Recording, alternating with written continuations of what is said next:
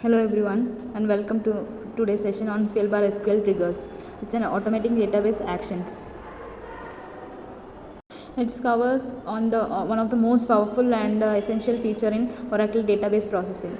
Trigger are a special program that allows the database to respond automatically to certain events, just like security system that react instantly when they detect motion or alarm that activate upon specific trigger. Throughout the session, we will explore what is trigger are, why they are used, how they work, and the different types of structure they possess. By the end of the session, you will be able to understand not just how to write a trigger, but more importantly, how to design them effectively to automate real-world database tasks. Next is what are PLBAR SQL trigger. Let's begin by understanding triggers at the conceptual level. A PLBAR SQL trigger is a stored program written in PLBAR SQL that executes automatically in response to a specific event occurring in the database, unlike procedure and functions, which must be explicitly called. Triggers run on their own. The events is listed by the different types, which is DML operation, DDL operation, database system events, and transactional events. In DML operations such as insertion, updation, and deletion, DDL operations such as create, alter, and drop. In a system database system events such as user login, logout, or the system shutdown. Then the transactional events such as committing or rolling back transactions. Triggers can be placed on the table, views, schemes, or even in the database. So triggers act like built-in intelligence. They monitor the system and respond whenever specific changes happen. This makes the database operation more automated, secure, and consistent.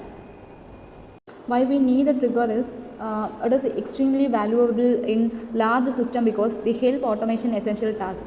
Let's go through some beneficial details. First one is automatic calculation. This includes computing derived values and generating totals, then updating the timestamp or calculating the salary and tax amounts. Instead of expecting the application to handle these updates, the database perform them automatically and reliably. Number 2, enforcing the business rules. Many organizations have rules that the data must flow. For example, salaries should not drop below a certain value, or students should not have negative marks.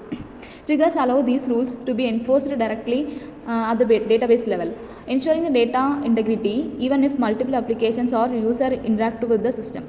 Number 3, event logging and auditing. Triggers are extremely useful for tracking changes, who changed what, when, and how. This is especially important in every environment where the data security and accountability are crucial, such as banking, finance, healthcare, and a government system. A simple update statement performed by a user can automatically generate an audit and entry through a trigger. Number 4, preventing invalid transactions. Triggers can stop harmful or incorrect operation before they complete. For example, a trigger can prevent the deletion of a record if the record is still referenced in another table. This gives the database an additional safety net beyond the constraints.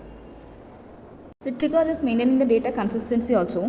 The triggers can propagate changes from one table to another. For example, when an employee salary is updated, the payroll table can automatically be updated as well. Through these capabilities, triggers make the database smarter, more autonomous, and more reliable. Okay, let's discuss some key components of triggers. Now let's break down the structural elements that make up a trigger. Every PLBAR trigger consists of these three fundamental components. First one is triggering event. Number 2 is trigger restriction. Number 3 is action. In the triggering event, this is the event that activates the trigger. It could be a DML operation such as insertion, updation, or delete on a specific table. It could also be DDL operation like create or alter, or even a system level event like logon. The database continuously monitors for these events and fires the triggers when they occur. Number 2, trigger restrictions. This is an optional component but extremely useful. A trigger may include when a clause that must evaluate to true for the trigger to run. This allows trigger to run only in a specific scenarios. For example, a trigger may run only if the new salary inserted is higher than the previous one. Next one is trigger action. This is the PL bar SQL code block that executes when the trigger fires. This is where the actual logic resides, such as writing to an auditing table or validating the data or modifying column values. Just like a PL bar SQL blocks, it can contain variables, conditions, loops, and exception handling. Understanding these components help you to structure your triggers clearly and efficiently. Trigger timing before and after. One of the most important decisions while designing a trigger is choosing the timing, whether it should be executed before or after the event. Number 1 is before trigger, number 2 is after trigger. The before trigger, it's run before the triggering operation affects the database. These are typically used for the list of items, validating the data before it is inserted or updated as first one. Number 2 is modifying or correcting the values before they are saved. Number 3 is enforcing restrictions before a transaction occurs. These 3 things will be performed in a before triggering point.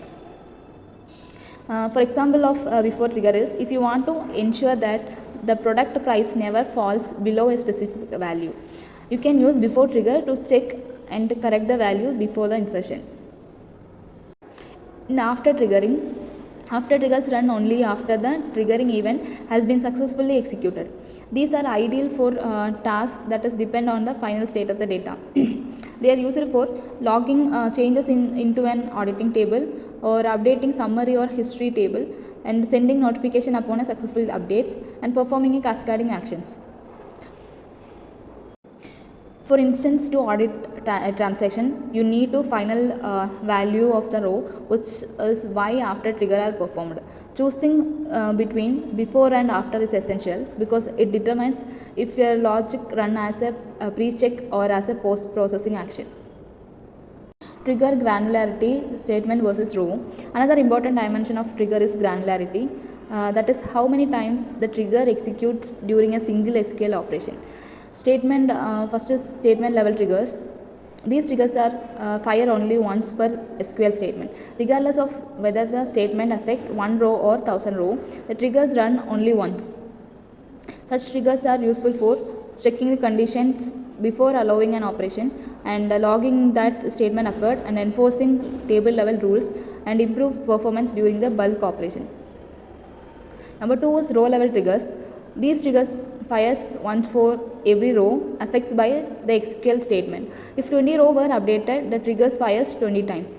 These triggers provides access to the old and new pseudocode records. These allow us to compare previous and current values for each row. Row triggers are ideal for detailed auditing, complex validation, and enforcing row level security and cascading changes on a pure row basis. Choosing the right granularity is crucial because incorrect design can lead to the performance issues or incorrect logic. Let's conclude this session. So what we learned today is trigger are automated in PL bar SQL program that run in response to specific database events. Number 2 is they support a wide range of operation from DML and DDL to system level and system schema level events.